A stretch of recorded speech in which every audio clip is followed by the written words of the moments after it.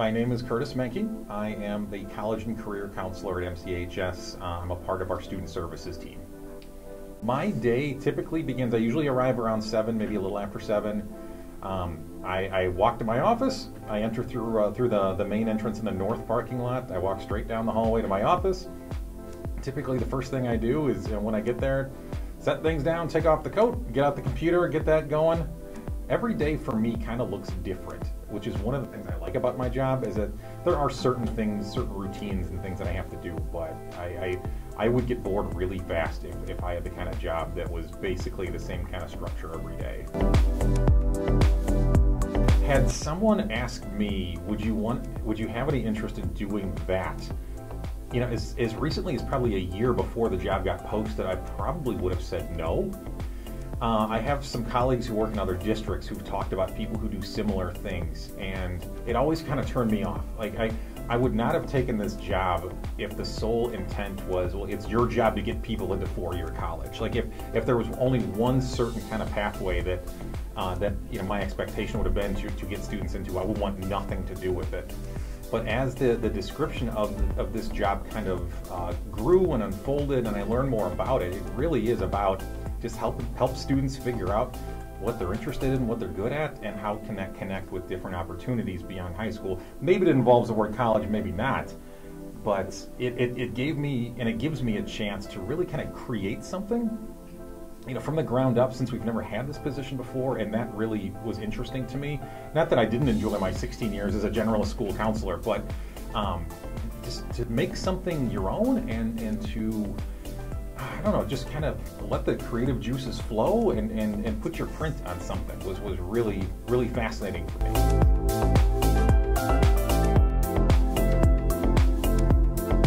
So my day on Tuesday started with just kind of the checking emails and doing that kind of thing, touching base with a few colleagues.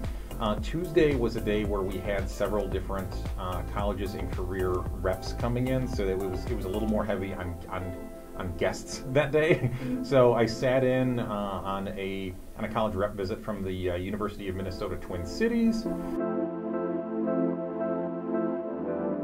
College reps, again, they're from admissions offices, and college admissions people, I mean, they're like salespeople in a way. Like, they're there to sell you on their school. This is why my school is the best fit for you, and our programming is the best, and why you should consider us. They've pretty much got that spiel down, so I'm usually more of a passive participant in those. After that, just checking emails and things a little bit more, and then I prepared for a career speaker that we had during AIM that day from MCC's Culinary Arts program. Sat in on that, had a great opportunity to learn a little bit more about what they offer and help some students have a better understanding of what they offer. With some of the career speakers, I'm usually a little more of an active participant, but again, I do my best to kind of read the room and follow. So I'd be lying if I said I did a significant amount of prep for each of those. I do a little bit more for the career speakers because those are ones that I have to arrange on my own. But the college reps and the military recruiters kind of take care of themselves because that's what they do. A little later on, we had another college come in, and that afternoon I saw several students. I also had a virtual meeting early afternoon with a couple of members of Jessup Manufacturing here in McHenry, because I'm going to have them coming in to do some career speaker series events. It all comes down to helping students. Like, that's what draws me to the field. I will always consider the word counselor to be the most important word in my job title, regardless of what words go before it. You know, I will always consider myself to be 51% counselor, 49% educator. But yeah, just helping students. My day on Tuesday was very external centric as far as guests coming in or me communicating with guests. But you know, that's part of the gig, and that's, you know, I enjoy making those connections because it leads to opportunities for students. Career is really a leap of faith. You know, making decisions on life beyond high school is scary, and it should be scary in some ways, but yeah, we're here to help with that. We're here to help you hopefully take a couple of notches down on the anxiety scale and put you in a position where you feel equipped enough and confident enough to take that first step and take that leap of faith.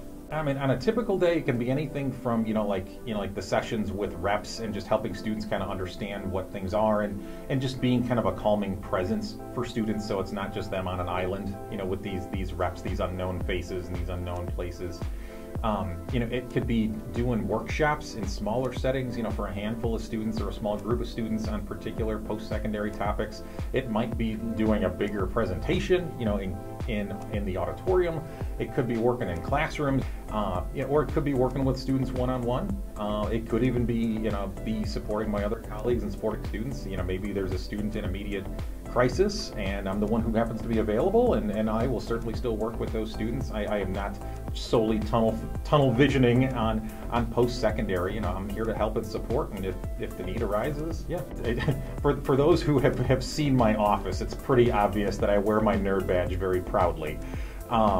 So I wanted, our students who were into anything with a nerdy following, it goes well beyond comic books, but anything with nerdy followings to feel like they have a home here. And that's something that, if you look at the macro perspective of being a high school student, everyone should feel a connective point with this place in some way, shape, or form, particularly outside of the classroom.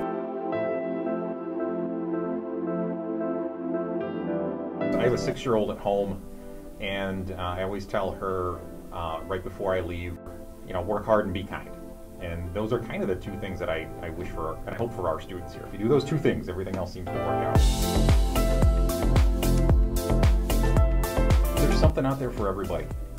I've worked with so many students over the years, not just this year, but before, who just kind of feel defeated, and they feel like there's not something out there for them. Like there's not a path out there. Like there's something out there for everyone. And as long as you're working hard at whatever the next step is, even if your success isn't quite what you hope it to be, like hard work can really compensate, for skill sometimes.